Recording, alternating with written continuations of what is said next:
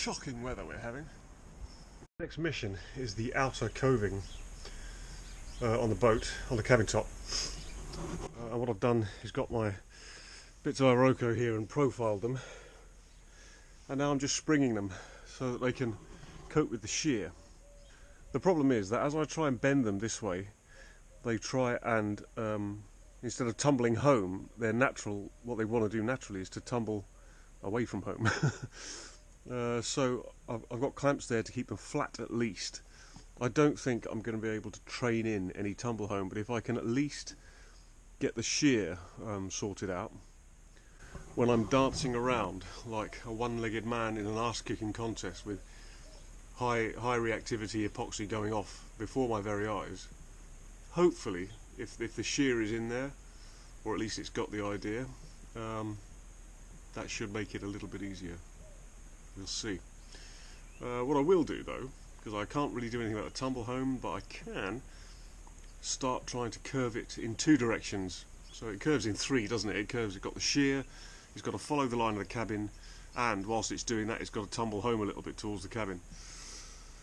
So there's one direction starting to train in there, and all I'm going to do is put some heavy weights on the ends here, hope that it doesn't all go twang.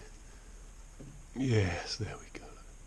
And that will start, you can actually see it doing it. You can see it starting to take that bend. And I'll leave it, strong old stuff, isn't it, Iroko? Look, that's a 10 kilogram weight on the end of it. And I'll leave it like this for as long as I can. I think realistically it's only going to be a week, but that'll be enough. Unfortunately, I broke a bandsaw blade doing that, so I had to do this with a skill saw. And I've cut these, it's the same section Iroko as on the sides, and I've ripped them down into strips so that I can laminate the curve into them, and all this buggering about trying to get a set in those bits of Iroko and laminating these, it's all in an attempt to avoid having to do any steaming. Not that steaming is something that I don't like to do, because you know it really is very satisfying work, but I don't currently have a steamer, and to put one together would probably cost me 120 quid or something. About that, you know, for a proper little burner and a kettle and hoses and stuff like that. Plastic bags, God. So I'm trying to avoid that, which is why I'm doing this. When you strip something down like this with a skill saw, it starts to automatically take its own set. It curves as it comes off. I don't know if you can see that or not. And that's perfect. It's exactly what I want. So I'm going to line these all up with their natural curve, pretty much where they want to go.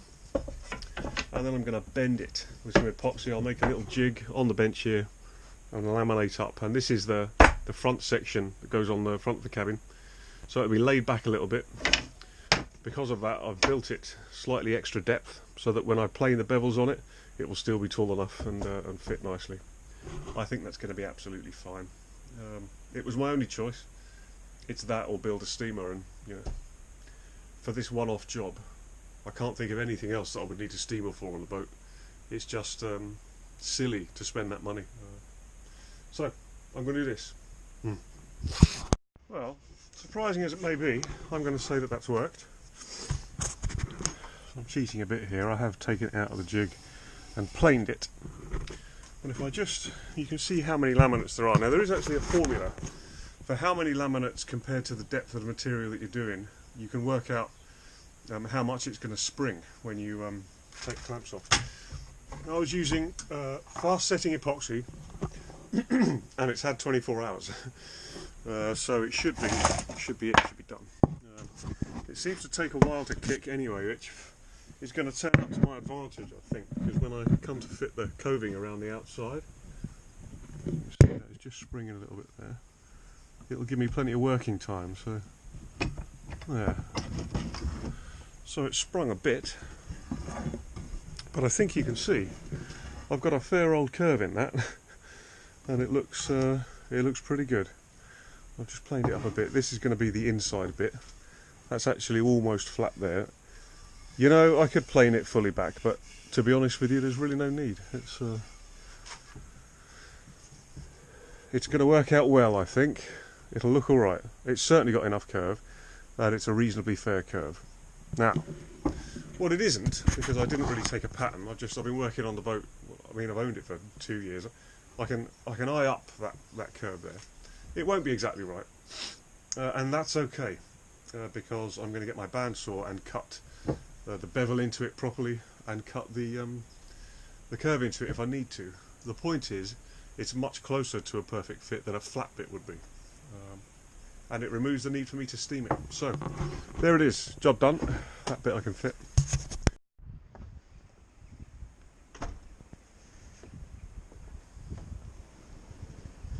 So we've had one storm after another blow through the West Country lately. Anyone that lives here will know that. Over the past couple of days we've registered 96-mile-an-hour winds in some places. There's nothing I can do in this. What I've got left to do is epoxy my coving on the outside of the cabin. And the two things you don't need when you're epoxying are wet weather and cold weather, and it's been freezing cold. I mean like ice on the windscreen type cold, or pissing with rain. There's nothing I can do, is there? Hopefully for the next video I'll be able to get those outer covings on, and that'll be progress proper. At the moment I've just got to put up with a howling wind. I mean, there's birds up there, but they aren't even able to fly in a straight line. It's crazy. And we've got more of it coming. It seems that when there's a bright sunny day, I'm working. I've managed to get some high reactivity epoxy though, so faster epoxy. So if it's cold I can work with it. If it's pissing with rain I can't work with it, because if I do it, if I rush it, what I'll end up with is a shit job that I'll have to do again. So until the next time,